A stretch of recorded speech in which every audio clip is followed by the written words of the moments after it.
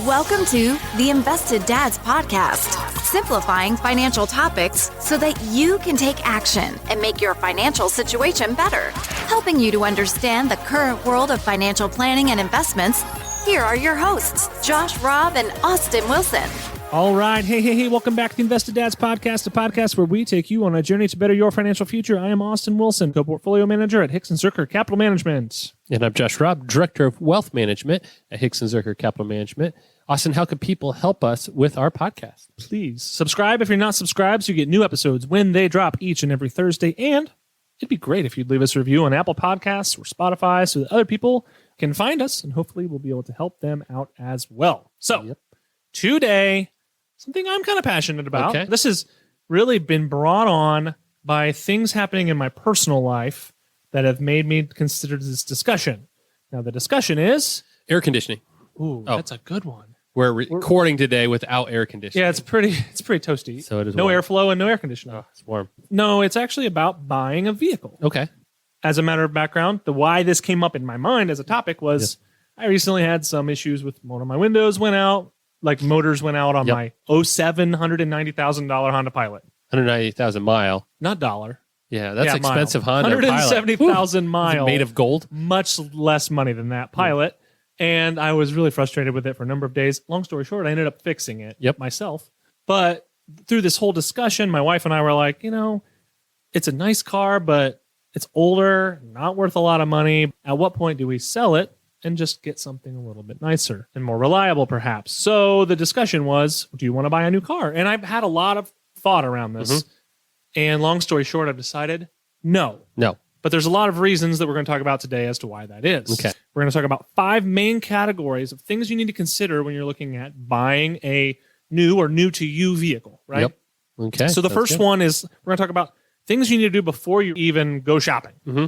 And this is like the research and planning step. Okay. So it's really important to look into what kind of vehicle you want, look at how much vehicle you can afford. So I prefer to look at this on a dollar total cost basis, not a payment basis, but we're going to get into the financing discussion later. A lot of people look at it. Both are important. Yeah, a lot of people look at it the other way. Yeah. But really, you should have a dollar, like you can afford a $30,000 car or whatever. That's like an easy way to look at it. But that really helps you to be able to filter and search and know what you want. You need to look at your needs, look at your lifestyle and say, hey, can I get by with a small, little fuel efficient little car, easy to drive, easy to park, and it's just me? Or do you have a family like Josh where you need a school bus? Yes, that's right. So those are very different scenarios. And one of the vehicles I own do not fit all of my family in it. Exactly. Yeah, the one that you drive every day. So look at your needs, look at your lifestyle, determine what can fit your lifestyle. Then you need to look into expenses that can occur along the way. So are you driving a long way for work? So maybe you have an hour or an hour and a half commute. A lot of people do that, which I'm sorry for you, and you're sorry for them, Josh, because our commutes are a little shorter than that.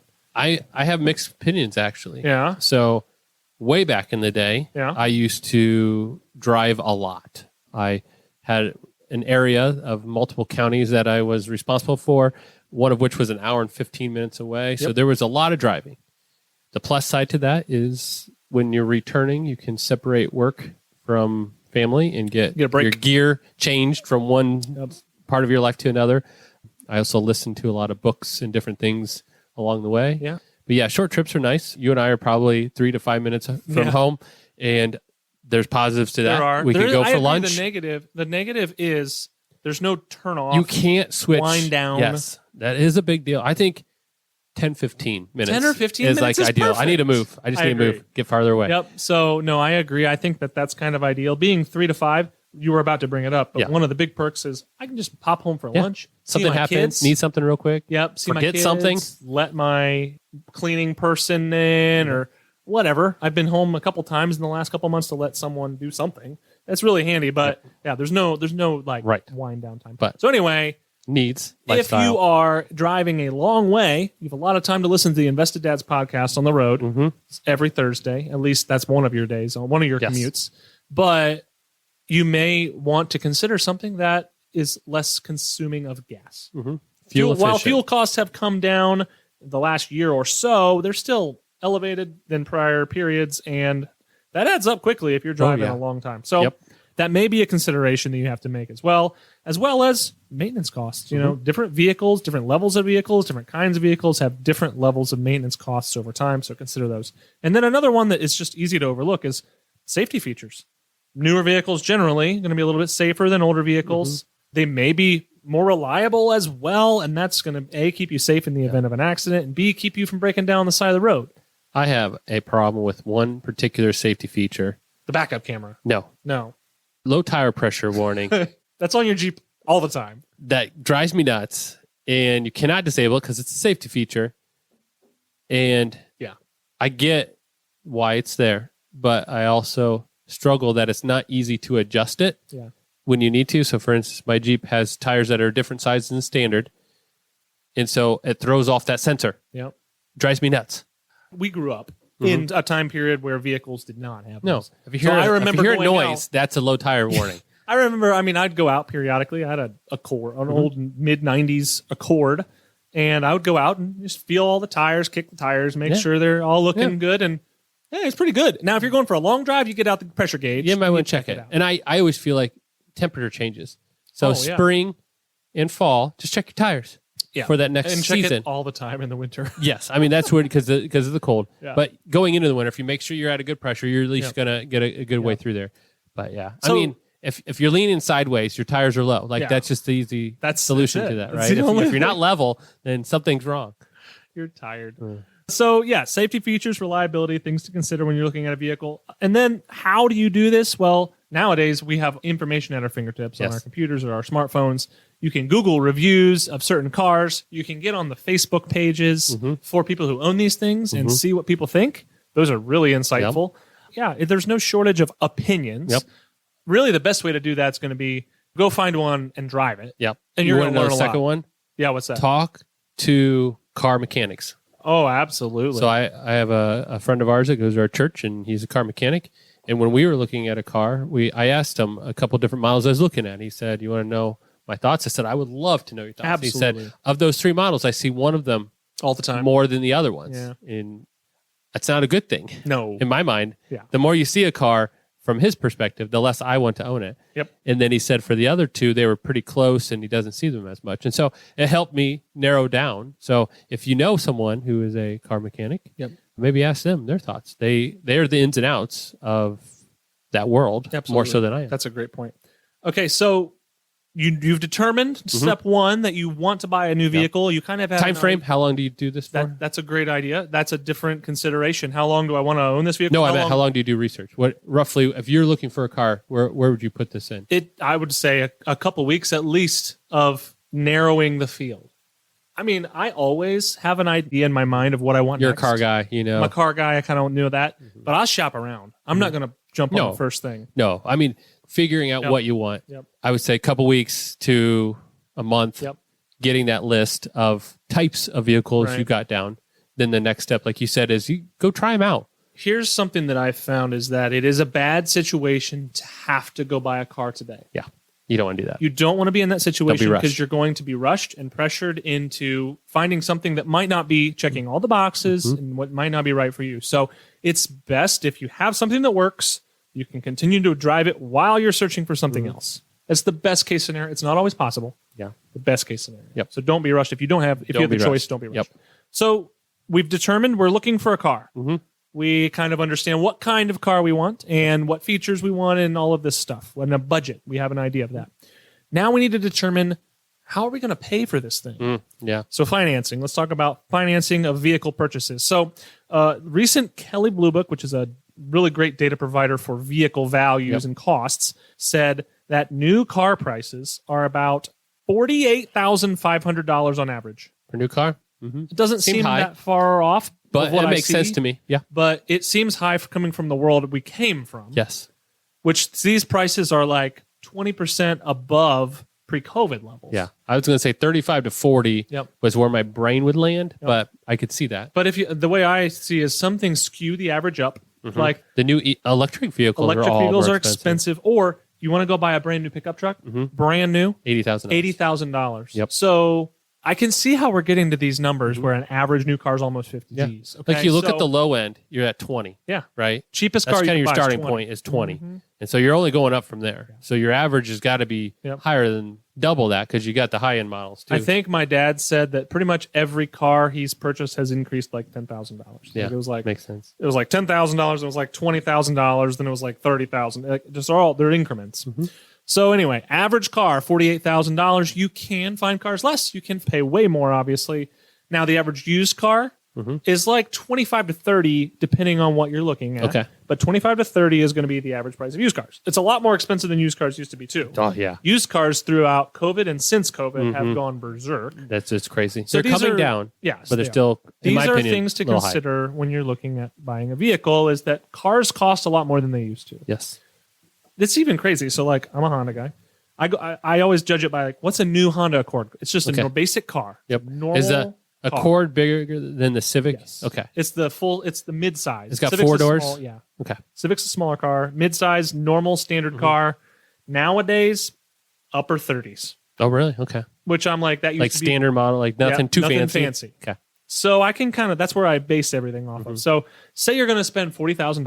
Okay. This is an average car in the United States. How do you fund this? Yeah. 2 options really come Rob to a bank. mind, and we're going to talk about a subject that's a kind of different later, but you can pay cash for it. So maybe you've done well and you've prepared, you've driven something older for a while and set some money aside. You've got $40,000 sitting in a high yield savings account, Yep. earning some interest. Yep. Waiting But for you. can go just write a check for this car. That is a great option, and honestly, would be our preferred option if it's possible. Yep. Now, that is a very hard thing to come up with for most people. Now, is it true that you don't get as good of deals when you're paying cash because most dealerships now make a lot of their money on the financing? I would say, Or do you still think you got pretty good negotiating? you probably have, if you show up with an envelope of write a check, I would say you're going to get the same price probably. Dealers probably will be more excited to finance a car for you, but they also want to move a car off their inventory. Yeah. So I would say you're out. You're still okay. Price is going to be similar. But I always thought it'd be kind of cool to walk in with a bag of money. Yeah, like an actual bag of Buy money. a car. Yeah. With cash. Yeah. This isn't stolen. This isn't stolen, I promise. Disregard the ink capsule that's in there that'll explode when you Here's open the it. slip that I took it out of my bank. So option number 1 is pay cash. It's a great thing if you can do it, but coming up with, say, $40,000 is a lot of money. Yep. So most people in America, and I would assume around the world, but most people specifically in America use auto financing, loans. They take out a loan to buy this car. So let's understand a little bit of how this works. So according to an article from LendingTree, which we'll link in the show notes, the average car payment was $716. Wow. That's a lot. I was going to do the math there on my little calculator. $716 Yes. times 12 Yeah. is just $8,500. I'm going to round it. A year. Okay. $8,500 a year.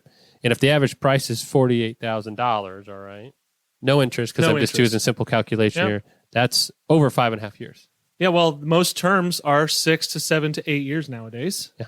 Which Not including interest. so that's yeah, why you would, new how car. you would get to that. That's why but I was just doing Yep. kind of math in my head. I had to use a calculator because my head's not that good. And $716 because I used the average price of a new car and then the average payments. And you're looking, like you just said, 7-8 years. because cars are so expensive to get an affordable payment, you have to have it that long. Longer. You're stretching out. absolutely. Now, do most people own a car, No. new car for Most 7-8 people years? sell cars before they pay them off. Yeah. So, and that's a whole different thing. Yeah. So we've understood, people are using a loan to pay for the car. We've talked about credit score before.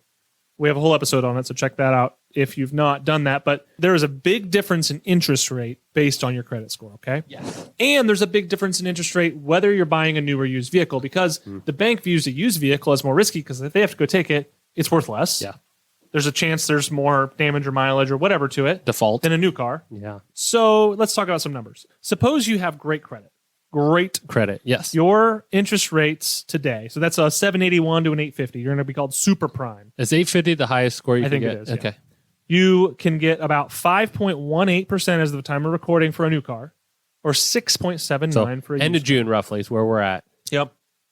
5 to 7. 6.8. Yeah. Man. That's a lot more than it was a couple years ago.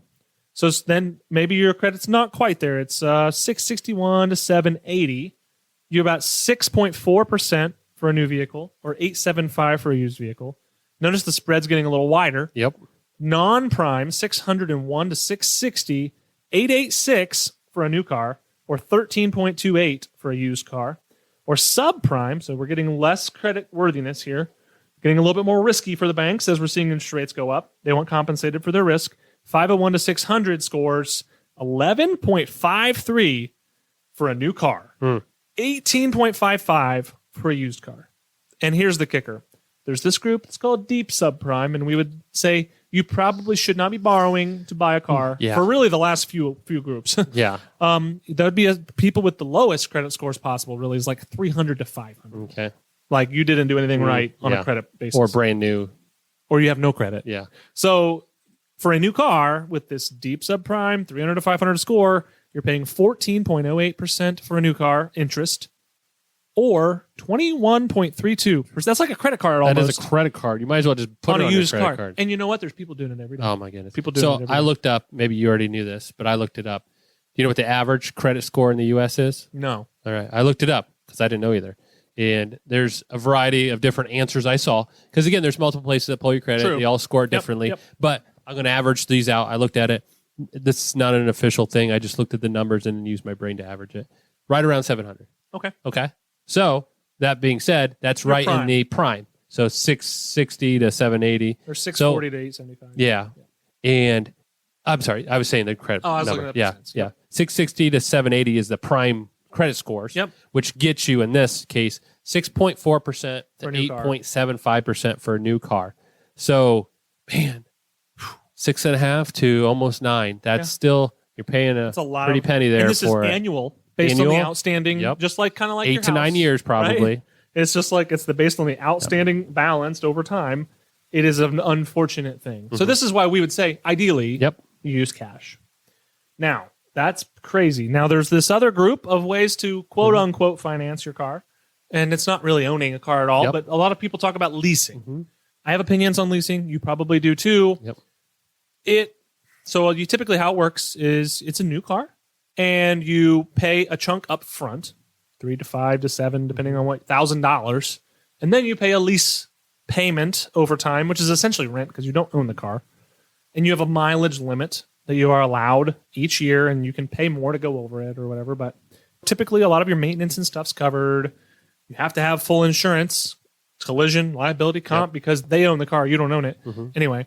So leasing, a lot of people lease cars. Yeah. It's a way to, and then you can get a new car every couple of years and do this. This is how it works. So I always viewed this as renting an apartment. Is you don't own that. You're utilizing it. You're paying for it. And you have the ability to upgrade or move periodically, but you're not responsible for it, right? You still need insurance on your stuff, and the same with the car.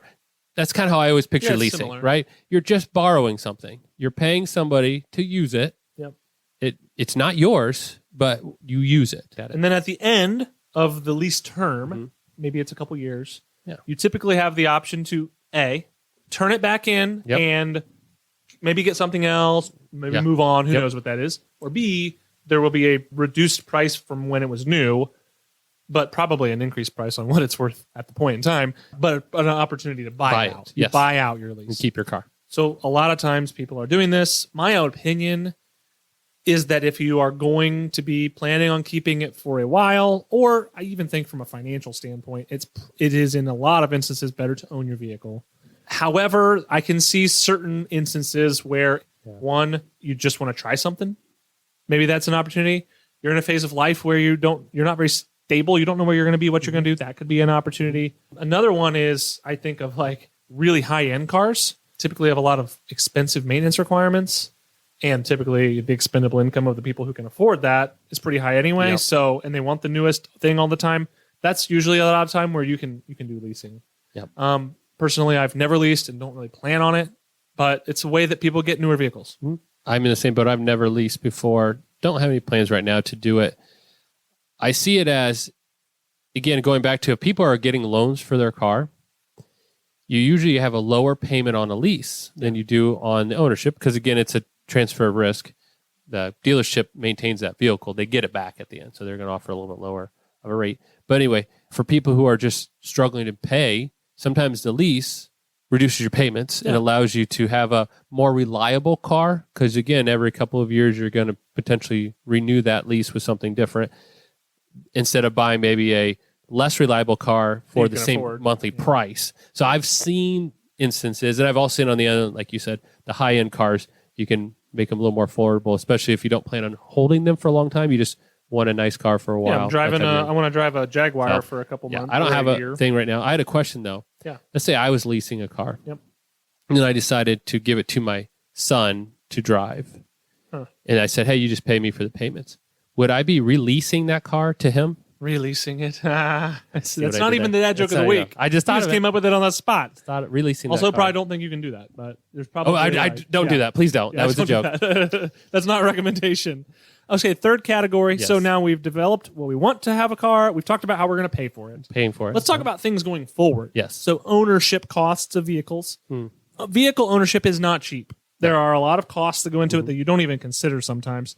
Number one, insurance. So you need insurance, and there are different levels of insurance depending on what your needs are for your vehicle. So suppose you took out an auto loan to buy a car. Yep. That company who owns your car technically until you pay it off, the bank, they are going to make you have complete full coverage, liability, collision, comprehensive, everything because you don't own the car. Yeah. They want it protected. Yep. Right? Protect it. That's the most expensive kind.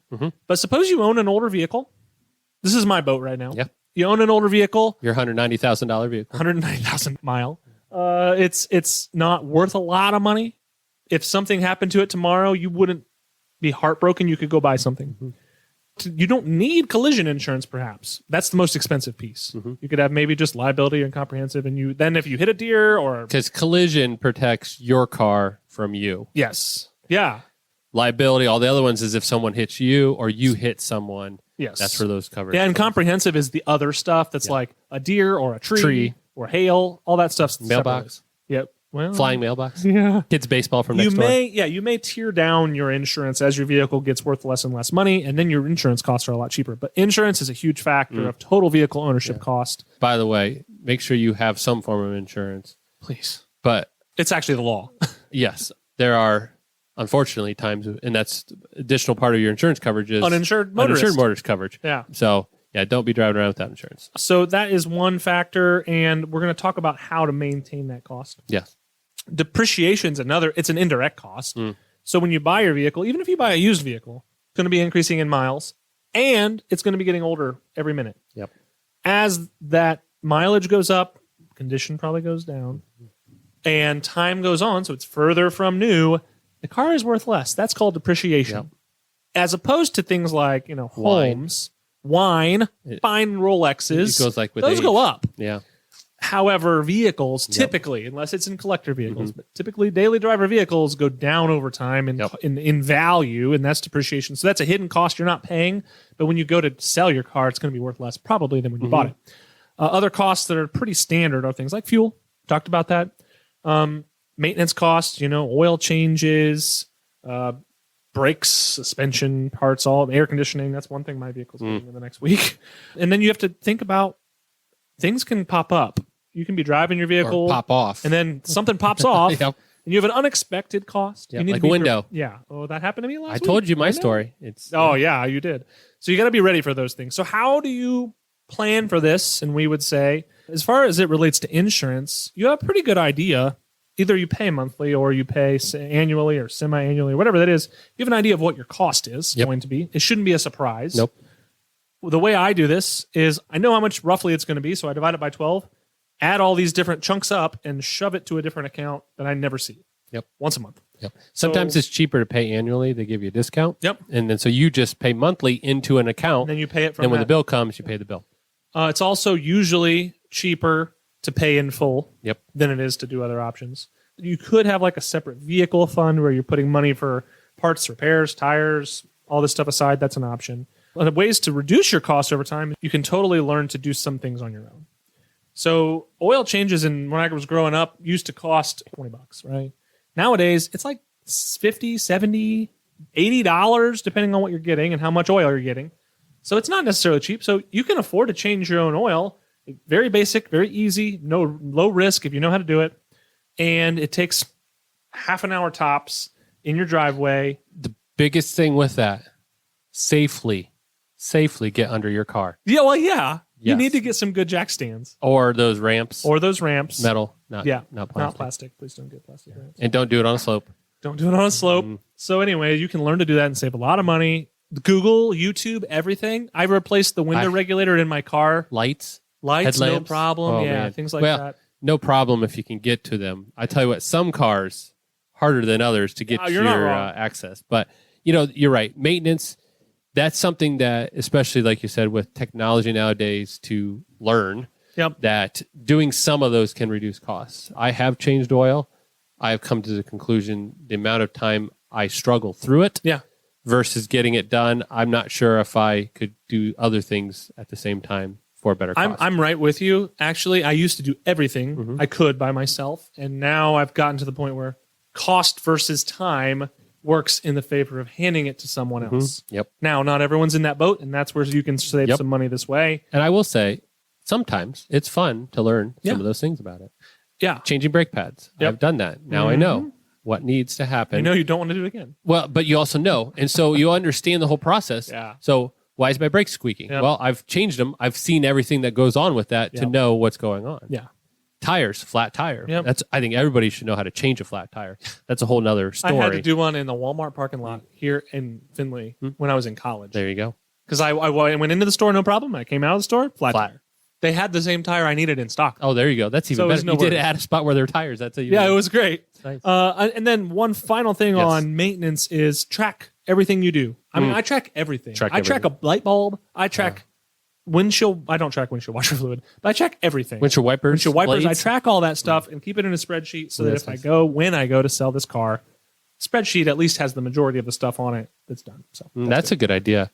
I always keep all my receipts in a folder, which is there, but it's not very easy to look through. It's like, hey, look at all my maintenance, which is something at least. The mechanic that I go to, which was your recommendation years ago. Good mechanic. Great guy, great company. They keep track of all that for you too. Yeah, that's nice. So that is kind of handy. Yeah. All right, Josh, we got a couple more, but we're gonna take a break. Take a break. Dad joke of the week. Here we go. Is it car related? It is car related. Yes. I love it. So let me pull this up. Okay. I got a couple, but let me tell you the first one. My uncle was in a car accident. I'm sorry. I know, right? He lost his left arm and left leg. Now he's all right. Now he's All right, but here's the question, though. Do you know what kind of vehicle a skeleton drives? Ooh, what? A Zamboni. A Zamboni. Yes. I love it. Last question. Yeah. What has 10 letters and starts with G-A-S? Automobile. Starts with gas. That's how it starts. Well, I guess not so much anymore because you got electric cars. I know, but yeah. it's a good joke. That's good. All right, that's what I had. All right, number 4. We've talked about the maintenance costs. We've talked about how much cars cost. We've talked about what to do before you buy one. Let's talk about insurance and things like extended warranties. Very popular discussions. So first of all, Josh, at a high level, Yes. what's an extended warranty when you go buy a car? This is typically a used car. Yeah. So there's a warranty for new cars. A lot of car dealerships, manufacturers will say, hey, for the first 3 years, 5 years, 10 years, or miles, we will cover X amount of things in your car. Usually it's the key components that they cover. Drivetrain. Yep. So an extended warranty is taking that warranty and going beyond what the manufacturer is willing to cover. So they're just extending that coverage. Yep. And often are even offered those nowadays with used vehicles. Yeah. So they're saying, hey, this wasn't you that bought this new car. Yep. It was purchased 10 years ago. Warranty's over. But since we are selling it to you, we'll offer you this warranty for a certain amount of time. For some certain amount of money. It's not free. And this is the key that we would like to talk about is that, especially when it comes to used vehicles, this is really one of the most profitable business endeavors for a car dealership. Yep. In fact, a lot of used car salesmen are compensated based on how much of these policies they sell, and they wouldn't sell them if they didn't make money doing them. They're not doing it out of the good of their own heart. It's a business thing, right? Now, it's not saying they don't have their uses because there are a lot of things that they will cover during XYZ period, but the math has been done by the business selling it or the insurance company that provided it to say that the chances of you're going to use less than you're paying.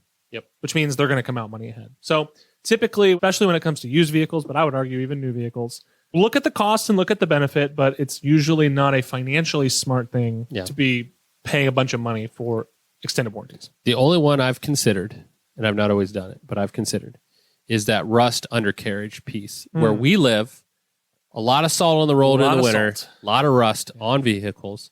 When they have a warranty or extension for covering rust, I've always contemplated that one. Huh.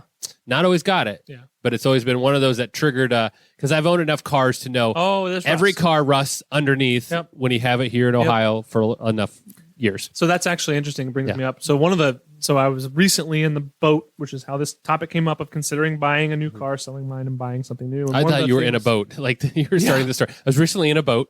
Well, one of the vehicles that I'm really interested in, and maybe I still will be in it whenever I decide to buy something, was the 2015 or newer F-150. Okay. The F-150 is the number one selling vehicle in America.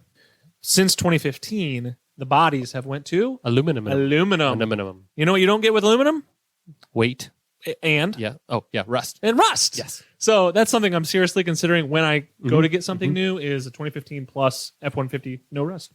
Anyway. Now, did that change the towing capacity? I didn't spend much time. Well, the frame's still steel, and that's where all your strength comes from. Okay, so that's just the aluminum's the body. outside. Yep, it's just the body. So, gotcha. Anyway, that's something that popped up. So that's extended warranties, and then we kind of talked about it a little bit, but insurance is definitely something to consider with your car. You've got three main types of insurance: liability, which is really if you hit someone or something. If you're liable. Then you have collision, which is if you wreck into something randomly. The car's repairable, but it has cosmetic damage. Yep. That would fix paint. Ooh, paint's expensive. That would fix all of that. And then you have comprehensive, which is the other stuff, like everything else. Storms and hail and deer in our area and stuff like that. I think the uninsured motorist falls in there too. It might. So there are a number of factors that go into calculating your insurance premiums, because if Josh and I went to go get the same insurance for the same vehicle, it would probably cost a little bit different amount. Yep. A couple factors are age. Yep. Josh is much, much older than me, so way older. His insurance, because he's a less aggressive driver, will be much less. But typically, the most hard person to insure is like the 16 to 25-year-old male, single male. Yep. They are the most at risk. Getting married lowers your premium. Yeah. I don't think having kids does, but getting married does lower your premium. Males typically have higher premiums than females. They're typically more aggressive drivers. Worse drivers is a good term. Yes. And then you've got things like age. Typically, as you get older, your insurance becomes a little bit cheaper. You're less risk. Until you get really old, I think. Then that should go up. That should go up. Yep. And then there are certain companies that you can offer information like tracking things that plug into your car or your phone. They can track your habits and give you discounts, or I guess they don't usually offer that it would go up, but they can give you discounts if you drive at certain times a day, certain miles and stuff like that. What type of vehicle definitely matters. Newer, nicer vehicles have a lot more insurance costs than older, less expensive vehicles. Because they cost more to replace. Exactly. So those are a couple different factors for insurance premiums. One tip I would have for car insurance is, number one, shop around. A lot of different insurance companies, different providers. Nowadays, online, you can get quotes really, really easily. Number two, bundle. Yes. So if you have a home, or rental insurance, I guess would count too. If you have life insurance, get as many as you can disability within the same company, and they'll give you a lot of breaks. Yes. So typically, like I have motorcycle, home, and car insurance, and my home all on one, and I get a nice discount because I bundle them all. So think about bundling if you can. That's a tip there. You know how much those are typically going to cost. Save for it, prepare for it, so you're ready for that bill when it comes whenever. So number 5, the fifth group and topic we're going to talk about is resale value, thinking long-term about your vehicles. So it's really important to consider your vehicle's resale value when you purchase it, because most people don't keep vehicles forever. And typically you'll want to sell that vehicle to either pay off the one you just bought or to pay for a new one. And there are certain brands and certain types of cars that hold their value better than others, and that needs to be considered. So you can look into that and find it online. It's not hard to find, so search that. Yep. That's definitely important when you're considering what vehicle you're buying as well. Things that help your resale value: regular maintenance, service records. Those things are huge. If you show up with a binder full of paperwork, it's Excel spreadsheet, all these things, that's going to look really good. And I would buy a car with that. That's what I look for. Yeah, show personally. that. Keep your vehicle clean. Make sure it's in good shape. Hopefully it doesn't have any major damage. Otherwise, you're going to take less money for it when it comes to resale. Yeah. I have a dent on my door, and it's my fault. I was taking the doors off my Jeep and it dropped, and hit the sidewalk. And so just the corner of my door has a little bend to it, which is that wouldn't be as big a deal, but the paint chipped. Yeah. So not ideal. It's gloss black. Come on. Well, I did, but you could tell. Yeah.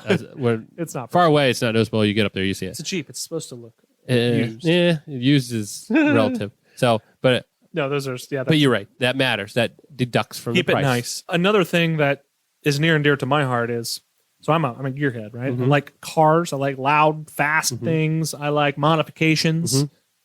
But I would not buy a vehicle that's modified extensively. I would seek to go find the granny-driven, low-mileage, garaged car, and then I'll do what I want to. So typically, lower miles, better condition, older people-driven cars with maintenance records are the ones you want.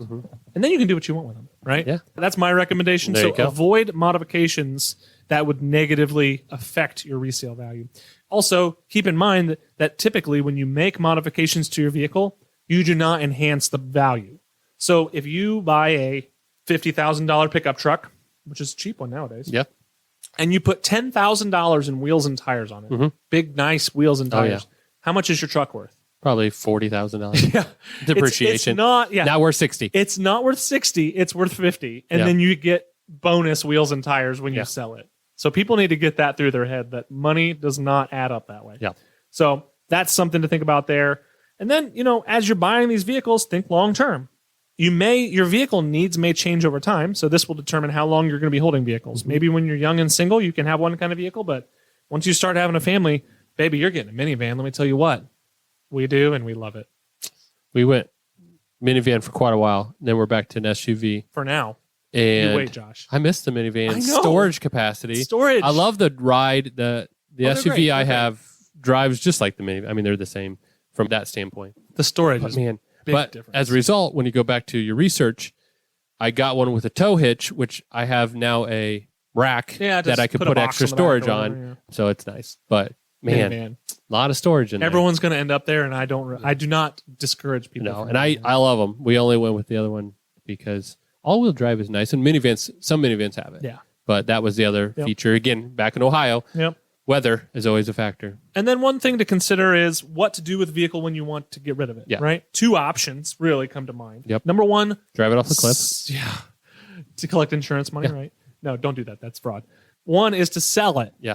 Outright. You can sell it on your own. On your own, personally, to somebody else. You can put it on Facebook Marketplace or Craigslist or whatever, and that is the best way to get the most money for it. Because you can find how much it's roughly worth. Yeah, Have use that Kelley Blue Book and those type of things. NADA, Kelley Blue Book, those are the ways to do that. Price it, sell it, get the cash. It's great. That's the best way to do it from a value perspective. Then a lot of people do what's called trading in. So you take that used vehicle, you drive it to the lot with the car you want to buy, and you use the value of that vehicle as payment towards your new vehicle. So one benefit from this is you are only taxed on the difference of the two values. The downside is that you get a much lower value for the vehicle because they're going to have to sell it. Yeah, they want the spread than you would get selling it on the street.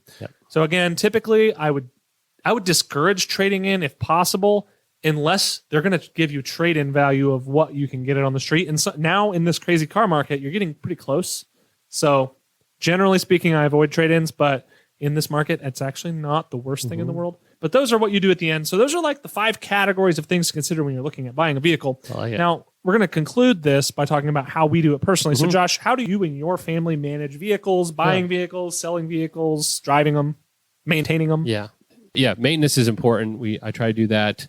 Washing your car, just keeping it clean. That helps with the rust, all that stuff. Just keep it clean. When it comes to purchases using the car, I'm not as much of a car guy as you. I love Jeeps, but not married to them in the sense that that's the only thing I can have. But that concept for me is I like something that works. I want something reliable. That's like the two things, right? And I want to be safe for my family. So those are the things that I look for. And other than that, that's about it.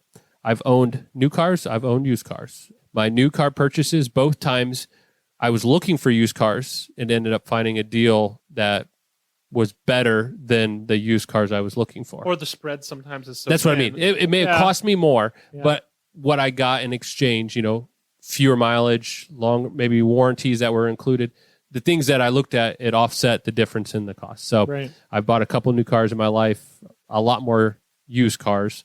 Yeah, I don't do super high mileage cars. I'm not an expert in cars. I will admit that. I do not know how to fix engines and things like that. So I do avoid, when I'm buying used cars, super high mileage cars, but I do tend to own my cars up until high mileage before I get rid of them. So that's how I do it. In the next 3 years, potentially going to be adding a driver. So I'll be learning about the cost of insuring a young driver and deciding on who pays what, what car, who has the car, who owns it, who pays for it, all that fun stuff. That's fun. That'll be next for me. And we haven't figured that out yet. Yeah, you got a little time, but not much. Time. 2 years. Okay. So what about you, Austin? Yeah, I mean, I've never bought a new vehicle. I'd kind of like to one day. But we've typically driven. Smell. I tell you what, that new car smell. Good. It's a good smell. Love it. I remember this would have been years ago. One of my younger sisters bought a new car, and I sat in her car just for the smell a couple times because I love that smell. That's so funny. I'm like, dude, can you get like a little air freshener of this stuff? Because it is good. Yeah. I mean, so typically we've been buying used vehicles.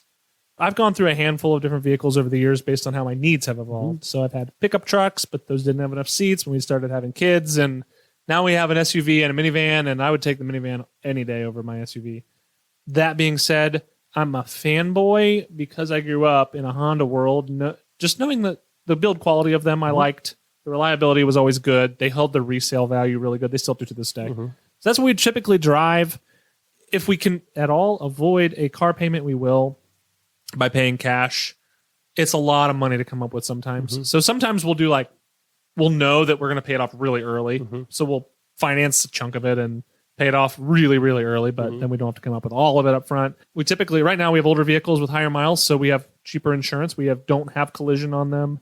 We maintain them. I do the small little things myself, but the older I get, the more I'm willing to hand those things off, which has cost a little bit more money, but saved me a lot of headaches. And I know it's done right, which is great as well. I like cars. I really think that it's my goal to have something fun and cool. But in my world right now, with having 2 little girls and being busy, I don't really have the lifestyle to have something cool. So I want something practical. I drive a very short commute to work, so I don't need something fancy, and I'm okay with that. So you know what? That's kind of where we're at right now.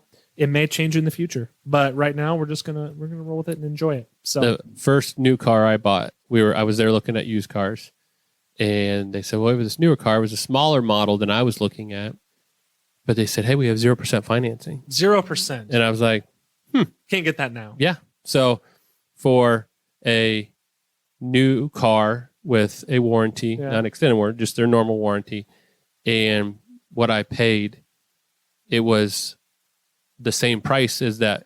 Now the used car was the more premium, higher model. Right. So I got a smaller, lesser model, but same idea as I didn't need anything super fancy, and I paid 0%. So I spread that payment out over 2 years. So I just planned to pay it off after that 2 years, but I just paid what I needed to for the 2 years. So for 2 years, I just let it grow my money while I was waiting. So that's crazy. Yeah, that was the fun one. You don't see that again. We just talked about interest rates. You don't see that anymore. In today's world where the Fed's increased interest rates 10 times in the last year and change, you do not get 0% car financing. 0% financing is what causes things like inflation.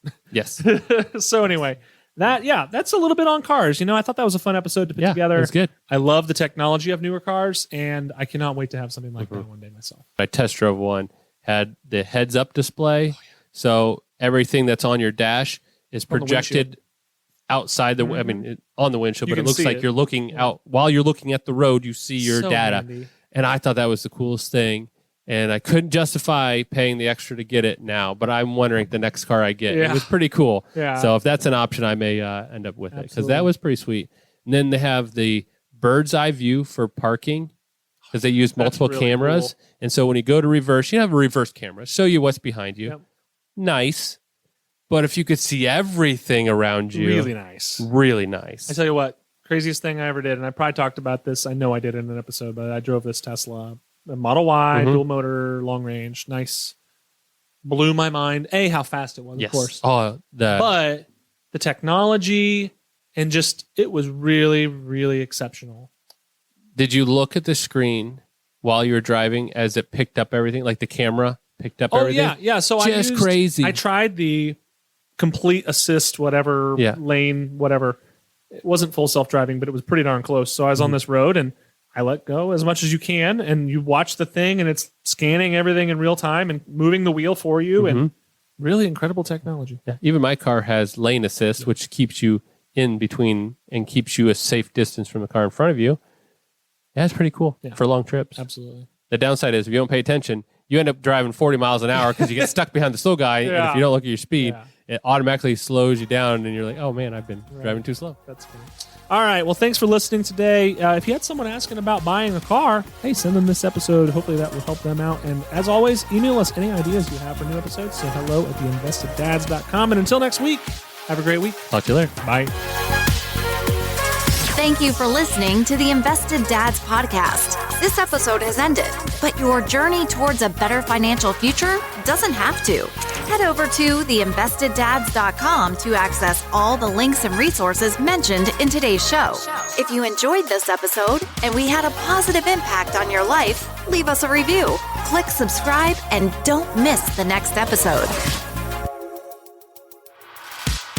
Josh Robb and Austin Wilson work for Hicks & Zerker Capital Management. All opinions expressed by Josh, Austin, or any podcast guests are solely their own opinions and do not reflect the opinions of Hicks & Zerker Capital Management. This podcast is for informational purposes only and should not be relied upon for investment decisions. Clients of Hicks & Zerker Capital Management may maintain positions in the securities discussed in this podcast. There is no guarantee that the statements, opinions, or forecasts provided herein will prove to be correct.